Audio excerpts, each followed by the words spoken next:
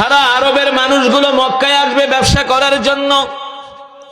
Syria থেকে আসবে, দামেস্ক থেকে আসবে, আরব রাষ্ট্রগুলোর আশেপাশের রাষ্ট্রগুলোর মানুষগুলো, রোম পারস্য থেকে তারা ব্যবসা করার জন্য 1 মাসের জন্য মক্কায় আসবে।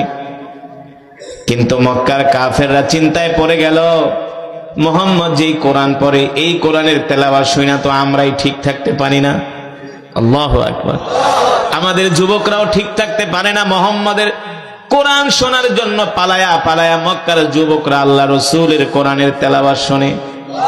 সুবহানাল্লাহ বলেন। মক্কার কাফেররা চিন্তায় পড়ে গেল, আবু জেহেল চিন্তায় পড়ে গেল, কিভাবে মুহাম্মাদের কোরআনের দাওয়াত বন্ধ করা যায়। এইভাবে যদি মুহাম্মদ কোরআনের দাওয়াত দিতে থাকে, আর কিছুদিন পরে মক্কায় কোনো কাফের খুঁজে পাওয়া যাবে না।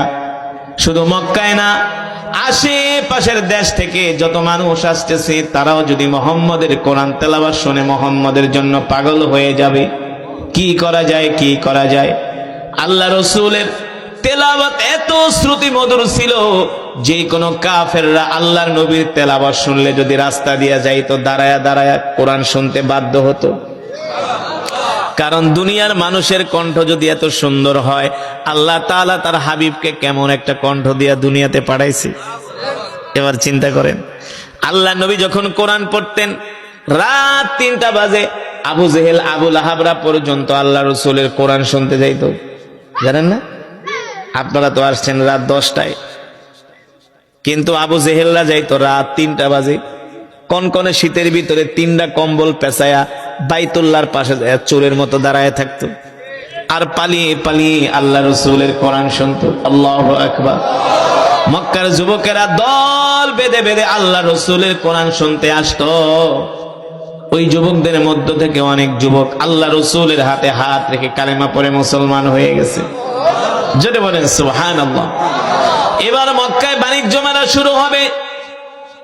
মক্কার বড় বড় নেতাদের মাথা নষ্ট হয়ে গেছে। শোনো, মুহাম্মদ যে কোরআন পড়ে মক্কার জমিনে, আশেপাশের মানুষগুলো আসবে ব্যবসা করার জন্য মক্কাতে। যদি তারা মুহাম্মদের কোরআন শোনে, আর মুহাম্মদের কোরআন শুনলে তো তারা মুহাম্মদের জন্য পাগল হয়ে যাবে। আর পাগল হইয়া যদি 2-4 জন মুসলমান হইয়া যায়, মুহাম্মদের কোরআনের দাওয়া শুধু মক্কায় সীমাবদ্ধ থাকবে না, অন্য অন্য দেশেও ছড়িয়ে পড়বে।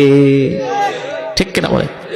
মক্কার কাফেররা এই প্ল্যানিং করলো, যে কোনো ভাবে মুহাম্মাদের কোরআন তেলাওয়াত বন্ধ করতে হবে, যাতে মুহাম্মাদের বাড়ির আশেপাশে কোনো মানুষ আসতে না পারে। কাউকে মুহাম্মাদের বাড়ির আশেপাশে ভিড়তে দেওয়া যাবে না। তারা বাইতুল্লাহর চত্বরে বৈশা মিটিং এ বসলো, কিভাবে এই সমস্যার সমাধান করা যায়। আবু লাহাব আবু জেহেল ওইটা বলে, শোনো, আমরা মক্কার যুবকদের হাতে বড় বড় লাঠি দিব। তারা 4 রাস্তার মাথায় দাঁড়ায় থাকবে, 4 রাস্তার মুখে দাঁড়ায় থাকবে। কোন মানুষ যখন মুহাম্মদের ঘরের এই দিক দিয়ে যেতে চাইবে, যুবকরা তাদেরকে বাধা দিয়ে অন্যদিকে ফিরায় দিবে, যাতে মুহাম্মদের ধারে কাছে কেউ আসতে না পারে। একে তো মুহাম্মদের কণ্ঠ শুনলে মানুষ পাগল হয়ে যায়, দ্বিতীয়ত মুহাম্মদের চেহারা দেখলেও মানুষ পাগল হয়ে যায়। আল্লাহ তাআলা আমার নবীকে এমন একটা সৌন্দর্য, এমন কণ্ঠ দিয়া দুনিয়াতে পাঠাইছে, যেই কোন কাফের মুশরিক আল্লাহর নবীকে দেখলে পাগল হয়ে যেত। আল্লাহু আকবার। এবার আবু জেহেল যুবকদেরকে লাঠি দিয়া বলছে, তোমরা রাস্তার মুখে মুখে মোড়ে মোড়ে দাঁড়ায় থাকবা, যাতে মুহাম্মদের বাড়ির আশেপাশে কেউ আসতে না পারে। যদি আসে তাহলে বলবা এই ঘরের মধ্যে একজন পাগল আছে। নাউজুবিল্লাহ বলে। তারা আমার কলিজার টুকরা নবীকে পাগল বলছে, হুয়া মাজনুন। তারা আমার নবীকে পাগল বলছে, তারা আমার নবীকে মিথ্যাবাদী বলছে।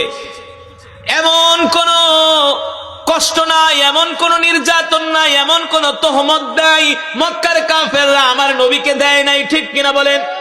মক্কার কাফেররা শেষ পর্যন্ত আমার নবীকে নির্বংশ বইলেও গালি দিছে। জানেন না?